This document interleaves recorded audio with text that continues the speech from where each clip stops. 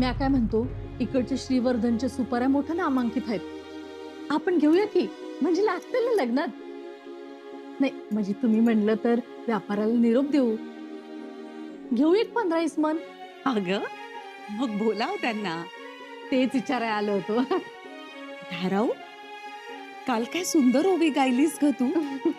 काय बरं होती? लेकीच्या बापाचं शहाणपण गेलं वाया, पोटीचं देऊन पडे सोयर यांच्या पाया. अहो मातोश्री, आता ना सारख्या ओव्या गाणी आठवू लागलीत बघा. म्हणजे घाना भरतानाचं, चुडा भरताना, पाठवणीचं गाणं. म्हणजे आता रायगडावर परवडीच असणार. तर हो, लगीन कसं झालं पाहिजे, ध्यानात राहणारच झालं पाहिजे बघा. तुम्हाला सांगतो, लेक जेव्हा सासरी जाते तेव्हा आईची तऱ्हा कशी असते. लेक चालली सासरी, आई बघे खिडकीतुनी, सावळी मैना हरणा गेली ग कळपातुनी. खरंच ग, हरणाले कळपातून जाते. बघा, म्या बोलतच बसलो. चला, एक तर रात्र थोडी आणि सोंग फार. हो ग, हा हा म्हणता लग्नाचा दिवस येईल. येईल का नाही, कधी होतील काम. आपण इथं गांगोलीत, आता रायगडावर जाया पाहिजे. हो ना, आता आपल्याला वेळ दौडून चालणार नाही. हवं तेच तर. आणि आता शंभूराजाने बी भराभर हुकूम सोडलं पाहिजे आणि स्वतः रायगडावर थांबलं पाहिजे. मी सुनबाईसनी सांगितलंय, पहारच बसवा तुम्ही. अगं, पहारे कशाला बसवायला हवे? लग्नाचा निर्णय त्यांचाच आहे, त्यामुळे आघाडी त्यांनाच घ्यावी लागेल आता. आणि तसेही ते कामात वाघ आहेत. अव कामात वाघ आहेत, पर वाघानं तलवार खाली ठेवायला पाहिजे ना व. म्हणजे काम येत होतील. तुम्ही बी सांगा तेच नाही. मी सुपाऱ्यांचं बघतो, आता थांबून चालणार नाही. ये तुम्ही या.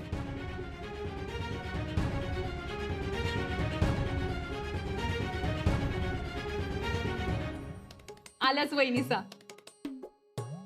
मामी साहेब, भाची साहेब, हे बघा आमच्यासाठी किती छान छान दागिने घेतलेत ते. अगं बाई, खरंच खूप सुंदर आहेत हो.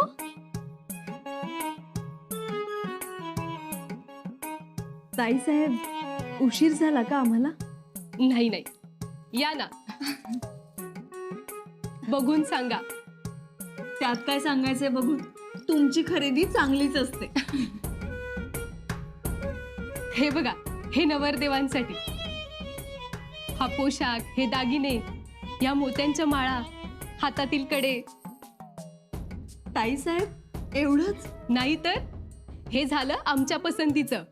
आता नवरदेवाचे वरबाप येतील तेव्हा होईल ती खरेदी वेगळी. आणि हो, हे आमच्या नवरीबाईंसाठी. आमच्यासाठी? हो, तुमच्याचसाठी. ताई साहेब, हे हातातील गोड, या पाटल्या, हे कडे खूप सुंदर आहेत हो. ही नथ घालायची आम्ही. हो तर, नथ घालायची ना. आणि या मासोळ्या. अगं बाई, या मासोळ्या सुद्धा खूप सुंदर आहेत. ही काय? हे कानातील भोकर, बरोबर? आवडली तुम्हाला? छान आहेत, आम्ही घेतली आहेत ती. आणि हे बघा, केसातील आंबाड्यात घालायची सोन्याची मूठ. आणि या बुगड्या.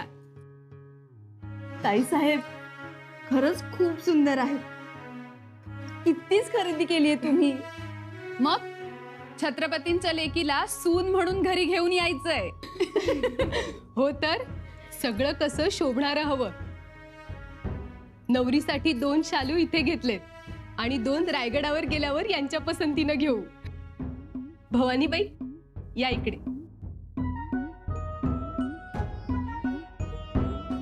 राणू अक्का, हार देता का?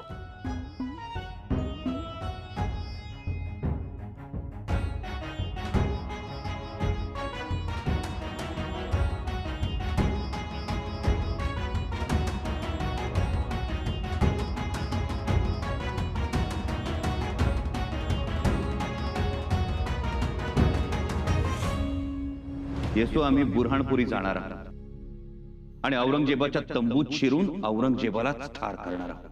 परंतु आमच्या लेकीच्या लग्नात हाच मुहूर्त मिळाला आपल्याला, ते काही नाही राजे. आम्हास हे मंजूर नाही.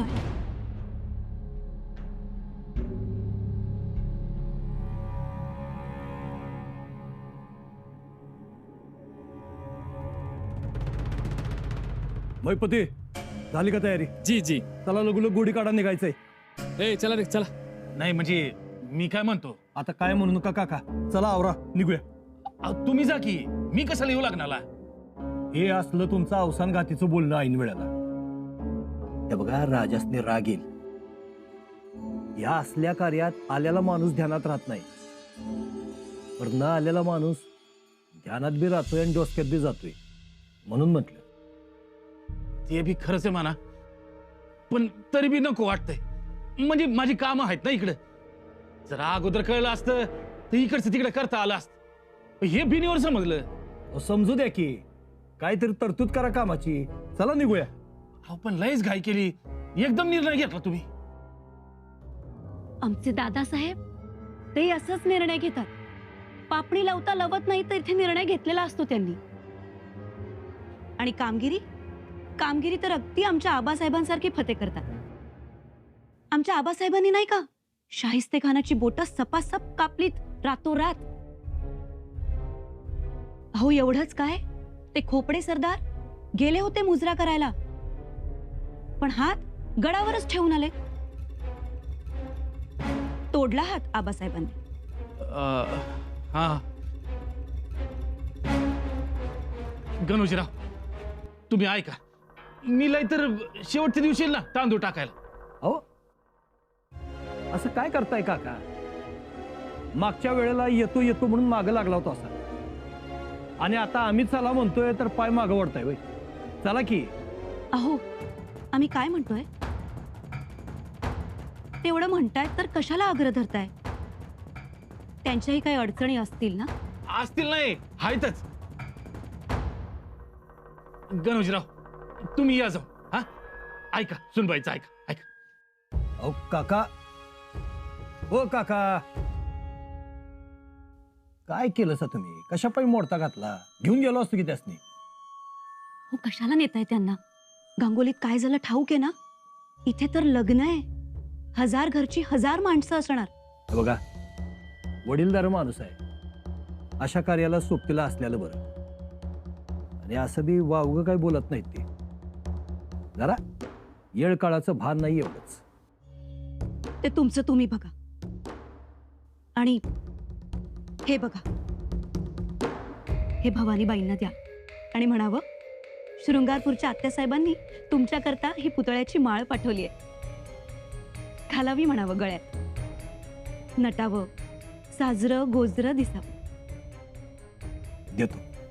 बरं, आम्ही निघतो आता, आणि कान्होजी काकासनी संकट घेऊनच जातोय बरं का. येतो, जपा.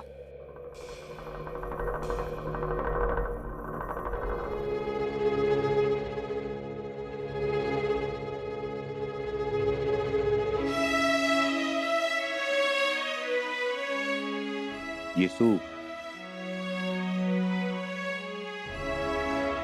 राणीसाहेब, महाराज, काय? राणोका साहेबांचा हळदीचा निरोप आहे. हे बघा, बताशीबाईंना म्हणावं, नवरीच्या अंगाला लावायची हळद मागवणार होतात, त्याची काही घाई करू नका. अगं बाई, चटकन सांगायला पाहिजे. तुम्हीच सांगा. ठीक आहे, येतो आम्ही.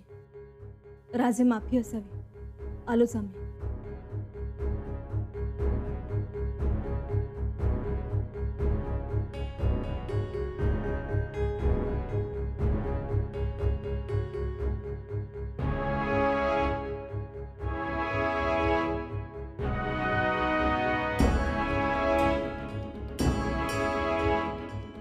आवरा लवकर.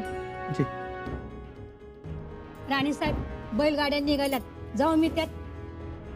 जा जी, या.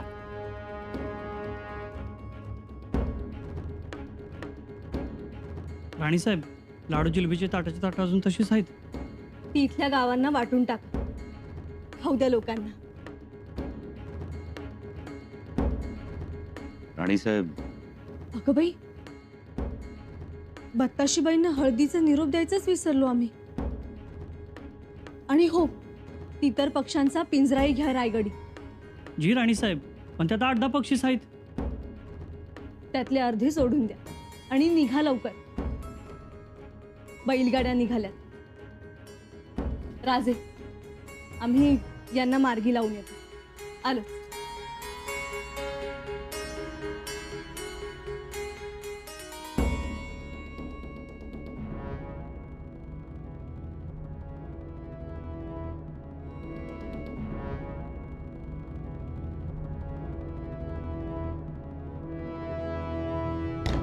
येसू टाळतायत आपल्याला.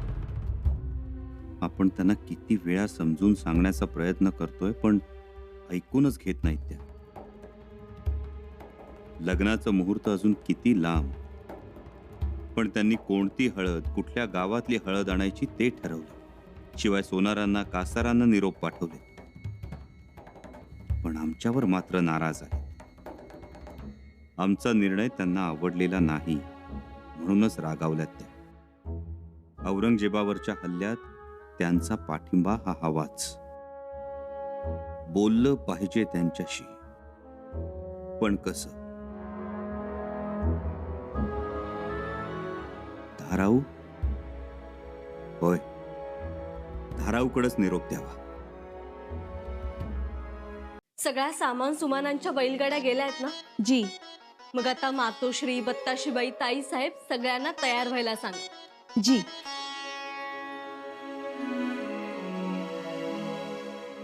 सुनबाई, धारात्या, तू तयार राहा आणि सगळ्यांना सुद्धा तयार व्हायला सांग. आता मेणे येतीलच म्हणावं. रायगडास निघायचं आहे ना? वय वय, मी सांगतो समध्यासनी रायगडाला जायचे म्हणून, पर तिकडे रायगडाचा मालक तुम्हाला याद करतोय. जावा, मी सांभाळतो इकडचं. अगं पण अहो जावा म्हणलं ना व, उगा मला बोल बसल. जावा तुम्ही, जावा. ठीक आहे.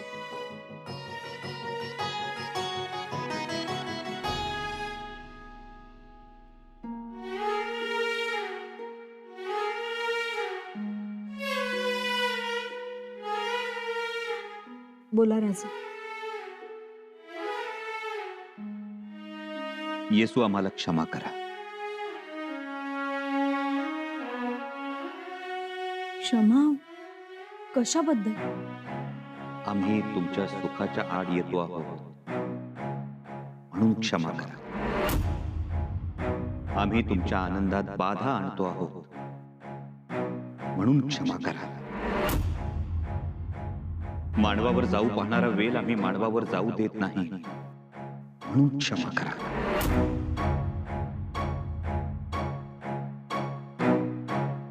येसू, आम्ही बुऱ्हाणपुरावर जाणं, औरंगजेबावर हल्ला चढवणं हे सगळं आनंदानं करतो आहोत असं नाही.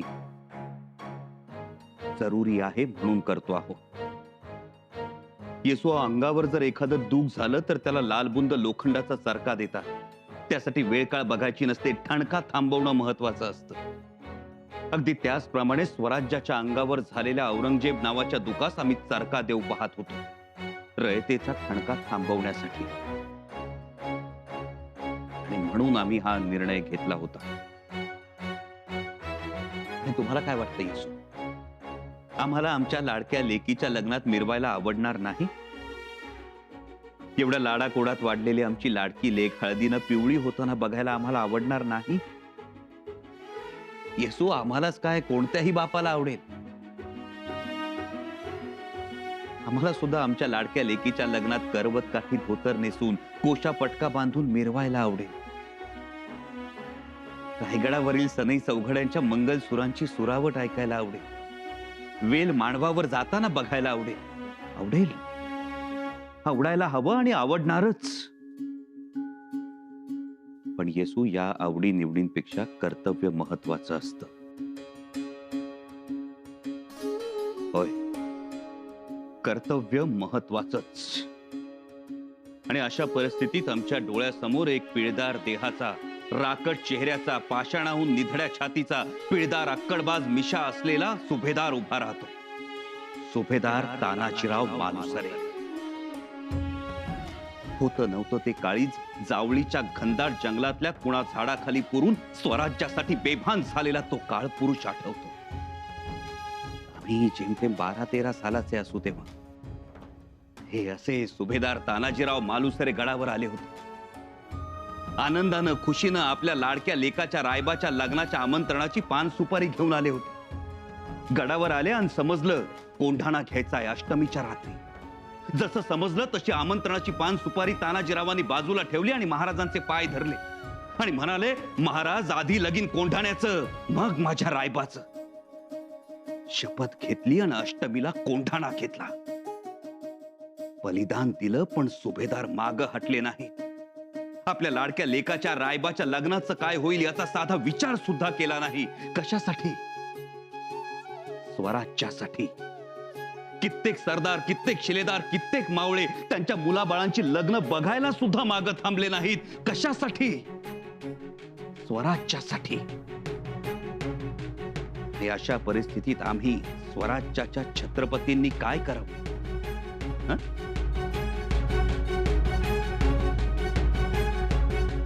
लेकीच्या लग्नात मिरवण्यासाठी माग थांबावं?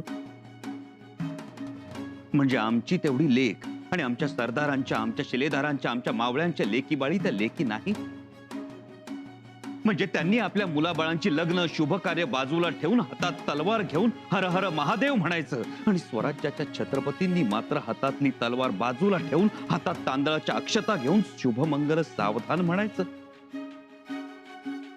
तेही स्वराज्याच्या सीमेवर भूताखेतांचा, आग्या वेताळांचा जुलूस निघत असताना. सांगा सांगा येसू, आम्ही काय करावं? आपण कुलमुख्त्यार आहात. आज तुमचा आदेश.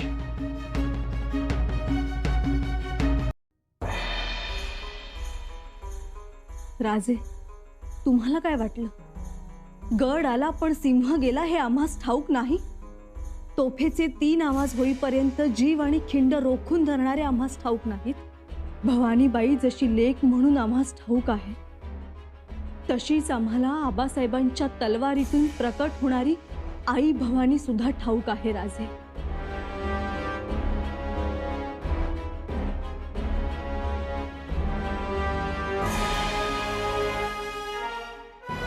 राजे,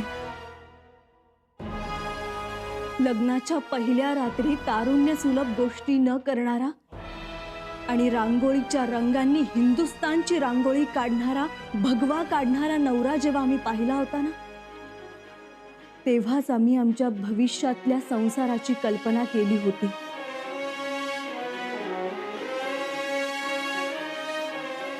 येसू, आऊसाहेबांच्या आणि आबासाहेबांच्या संस्कारांनी आम्ही आमची वैयक्तिक सुख कधीच विसरून गेलो होतो. राजे, आता तुम्ही जे कराल तेच. तुमच्या प्रत्येक निर्णयात आम्ही सोबत आहोत. होय राजे, आपण छत्रपती आहात. कुलमुख्त्यारांना आदेश द्यावा. एक बाप म्हणून लेकीच्या आईकडे आर्जव करू नये.